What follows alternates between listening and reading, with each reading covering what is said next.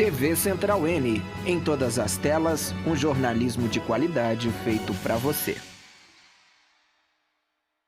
Olá, uma boa noite para você. O Ministério da Saúde começou a distribuir uma nova remessa de doses de vacinas contra a Covid-19.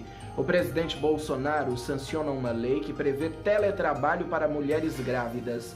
Nesta edição, você vai rever o depoimento do ex-secretário de Comunicação Fábio Weingarten e conferir as últimas informações sobre a CPI da Covid-19 no Senado. Hoje foi o dia do depoimento do representante da Pfizer. Tem também os dados da pandemia no Brasil, tem reportagem especial sobre a questão do voto impresso e tem muito mais. É a partir de agora no Edição Brasil.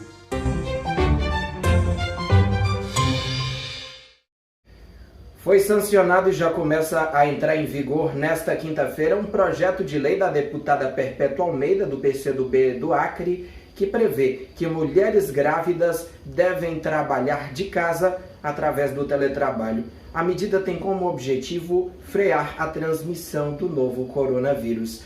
As mulheres não poderão sofrer cortes no salário por estarem trabalhando de casa. E os últimos dias em Brasília têm sido movimentados e de muita expectativa por causa da CPI da Covid-19 no Senado. Você confere a partir de agora um resumo do depoimento do ex-secretário de Comunicação, Fábio Weingarten. Já no início do depoimento, o ex-secretário de Comunicação da Presidência, Fábio Weingarten, falou sobre a carta enviada pela Pfizer para o governo federal. Quando soube em novembro do ano passado que a Pfizer endereçara uma carta ao governo brasileiro, procurei imediatamente tentar auxiliar de eventual impasse. Como secretário de Comunicação da Presidência da República, era bombardeado diariamente por dezenas de pautas da mídia, cobrando informações e posicionamento do governo do tema da imunização. Naquela altura, o maior desejo da sociedade era um só: vacinas. Daí, vi por bem levar o assunto Pfizer ao presidente Bolsonaro na busca de uma solução rápida. E assim foi feito. O relator da CPI, Renan Calheiros, do MDB de Alagoas, perguntou se as declarações do presidente contra a imunização tiveram impacto. Qual Vossa Senhoria avalia ter sido o impacto desse posicionamento do presidente da República em relação à vacinação? Weingarten não respondeu e foi pressionado. Eu acho que os atos do presidente pertencem a ele. Não, a pergunta não é essa. A pergunta é qual o impacto das declarações. Diante de respostas evasivas do ex-secretário, os senadores pediram para que ele respondesse objetivamente. A CPI foi interrompida e, no retorno, o presidente Omar Aziz, do PSD do Alagoas, alertou que Weingarten poderia sofrer consequências se não respondesse às perguntas. Eu vou citar... Vossa Excelência está confiando em que lá na frente, meu amigo? Porque deixa eu dizer uma coisa. Pois não. Isso tem consequências futuras. Pois não. Só quem já enfrentou o processo sabe que isso não acaba amanhã. Weingarten disse que a carta da Pfizer com oferta de doses da vacina ao governo federal, enviada em 12 de setembro, ficou sem resposta por 2 meses. O assunto veio a mim, para a Secretaria de Comunicação, para deixar claro a todos, através de um dono de veículo de comunicação. Por que o secretário entrou no assunto da Pfizer e das vacinas? O dono de um veículo de comunicação me disse... Nós chegaremos lá. Pois não, desculpe. Segundo Vossa Senhoria, essa proposta foi formalizada por meio de uma carta, correto? Correto. Quando essa carta foi enviada? 12 de setembro. Ainda nesta edição, vamos falar sobre o depoimento do representante da Pfizer na CPI do Senado. A Advocacia Geral da União pediu que o ex-ministro da Saúde, o general Eduardo Pazuello, tenha o direito de ficar calado no seu depoimento, que está marcado para o próximo dia 19. Pazuello está sendo representado pela AGU por conta do seu cargo de general e o seu depoimento é o mais aguardado nesta CPI da Covid-19 no Senado. A Advocacia Geral da União argumenta que Pazuello poderia ser constrangido e a fala dele poderia interferir de alguma forma no processo que ele sofre na questão da crise da saúde no estado do Amazonas. O relator da ação será o ministro Ricardo Lewandowski. Agora você confere outras notícias da política nacional no Giro Política em 1 minuto com Valentim Bezerra.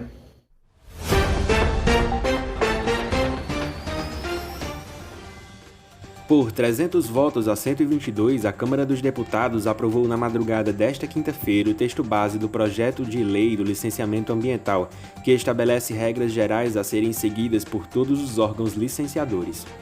Ainda nesta quinta, o senador e relator da CPI da pandemia, Renan Calheiros, em resposta ao presidente Bolsonaro, que o chamou de vagabundo durante um evento público em Alagoas, pediu que ele, abro aspas, pare com baixaria, fecho aspas. As suas agressões são socos no ar. Essa comissão parlamentar de inquérito não vai sucumbir a isso. E o Enem 2021 deverá ser aplicado só em janeiro de 2022. A informação foi confirmada pela presidente do Conselho Nacional de Educação, Maria Helena Guimarães de Castro, ao portal G1. Um grupo de parlamentares está organizando uma carta manifestando preocupação com a iniciativa da Polícia Federal de pedir autorização à STF para investigar o ministro Dias Toffoli. A carta de apoio a Toffoli já teve a adesão de deputados de 12 diferentes partidos. E um tema que tem dividido opiniões, inclusive em Brasília, é o voto impresso. Nós preparamos uma reportagem especial que você confere agora.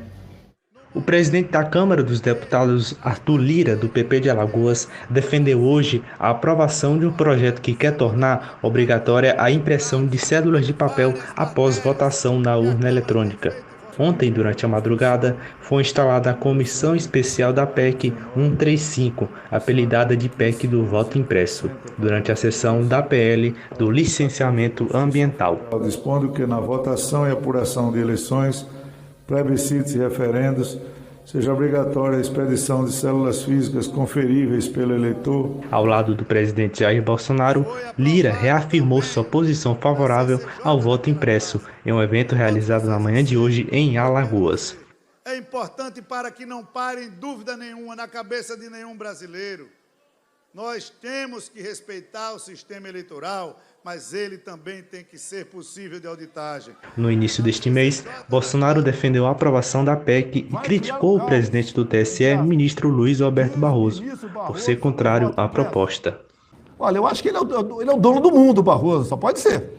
O homem da verdade absoluta, não pode ser contestado. A única republiqueta do mundo, eu acho que talvez a única, é nossa, que aceita essa porcaria desse voto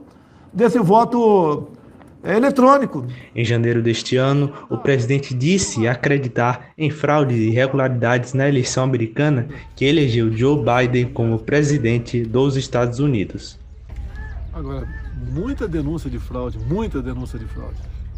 Eu falei isso um tempo atrás, a imprensa falou, sem provas, o presidente Bolsonaro falou que foi fraudado a eleição americana. Os Estados Unidos têm votação em cédulas de papel. De acordo com o Tribunal Superior Eleitoral, 23 países usam votação eletrônica, incluindo Canadá, Austrália, Nova Zelândia e França. Hoje, o presidente do TSE falou durante sessão que ocorreu no dia em que foi celebrado 25 anos da urna eletrônica, que nesse período não houve documentação de fraude. Celebramos nós da Justiça Eleitoral as urnas eletrônicas porque nesses 25 anos nunca se documentou uma fraude sequer e, pelo contrário, as urnas eletrônicas ajudaram a superar os ciclos da vida brasileira que vem pelo menos desde a República Velha. Uma pesquisa de janeiro desse ano, divulgada pelo Datafolha, mostra que para 73% dos brasileiros, o sistema de voto em urna eletrônica deve ser mantido no país. 23% acham que o voto em papel deve voltar a ser usado. O Ministério da Saúde começou a distribuir aos estados e municípios uma nova remessa de doses da vacina contra a Covid-19. Essa nova remessa tem 5.700.000 doses, incluindo Coronavac e AstraZeneca. Lembrando que o Ministério recomenda que as pessoas procurem as unidades de saúde para receber a segunda dose, mesmo que o prazo recomendado pelo laboratório fabricante já tenha sido ultrapassado. Essa dificuldade dos municípios em manter a vacinação da segunda dose é por causa também da dificuldade que o Butantan está tendo de entregar as doses de vacinas contra a Covid-19. Isso porque o Butantan não está tendo o IFA, o insumo farmacêutico ativo, que é a matéria-prima da vacina contra a Covid-19. O Instituto, que é parceiro do Sinovac, que desenvolveu a Coronavac, é responsável pela etapa final da produção da vacina contra a Covid-19. E agora você confere os dados da pandemia e os dados da vacinação aqui no Brasil. De acordo com o consórcio de veículos de imprensa, o total de casos é de 15.436.827. Foram 75.141 casos só nas últimas 24 horas. O total de vidas perdidas chegou à marca de 430.596. Foram apenas 2.340 novas mortes só nas últimas 24 horas. Ainda de acordo com o consórcio de imprensa, foram vacinados com a primeira dose da vacina contra a Covid-19 37.744.357 brasileiros. Isso corresponde a 17,82% da população brasileira.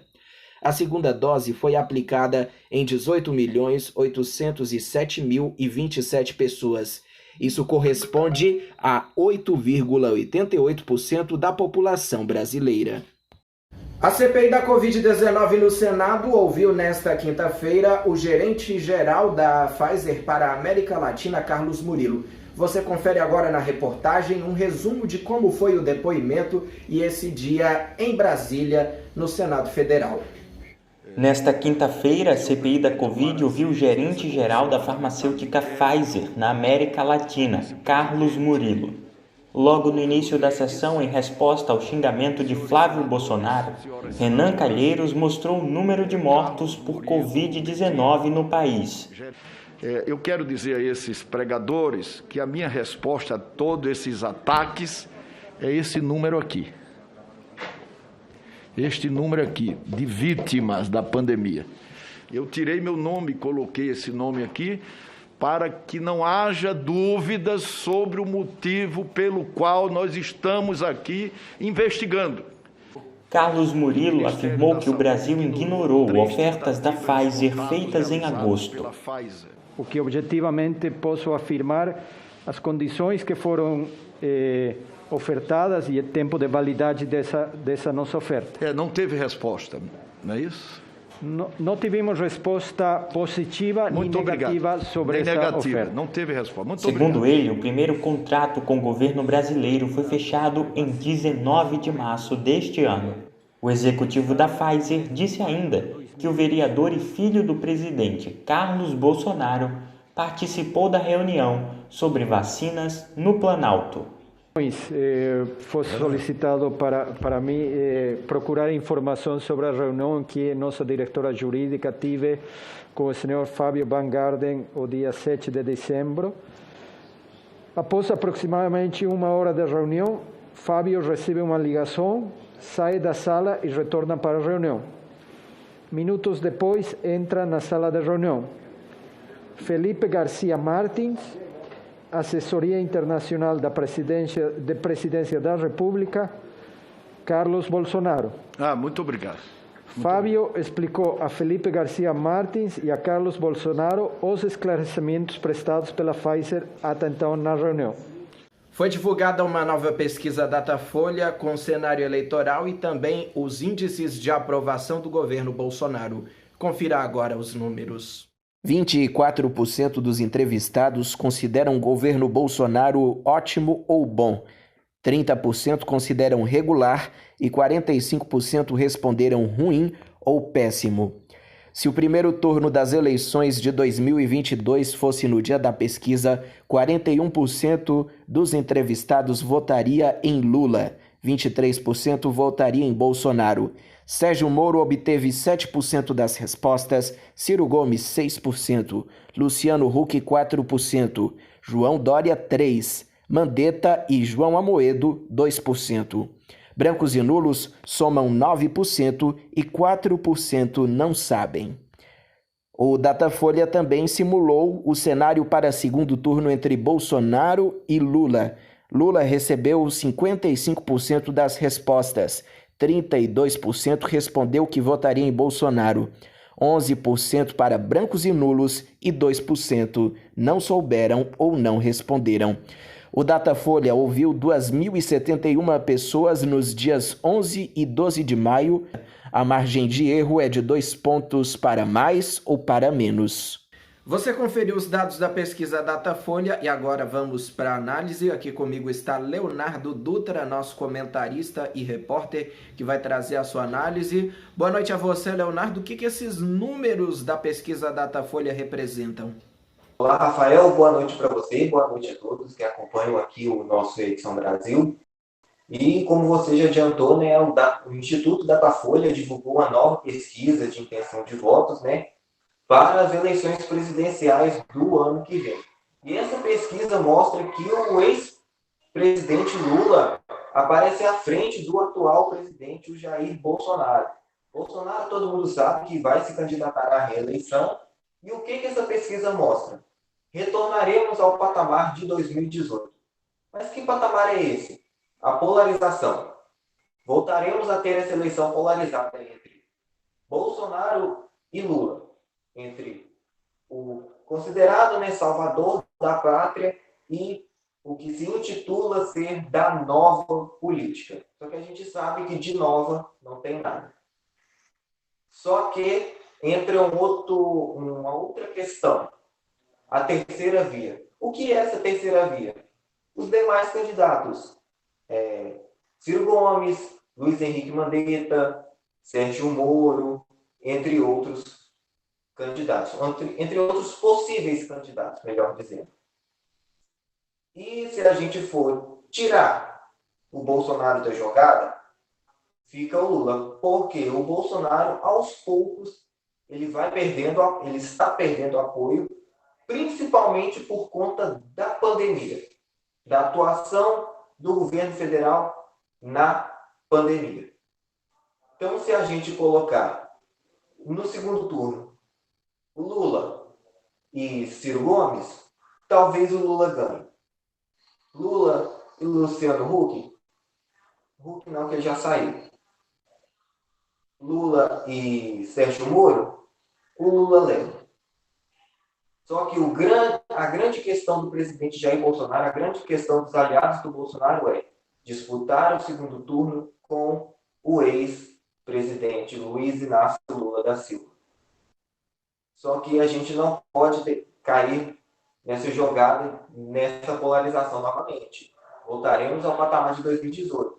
Aquele ambiente super hostil e extremamente polarizado.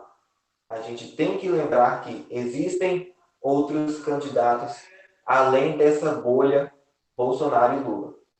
Existem outras pessoas, existem outras propostas, existem outras linhas de raciocínio e outras ideologias.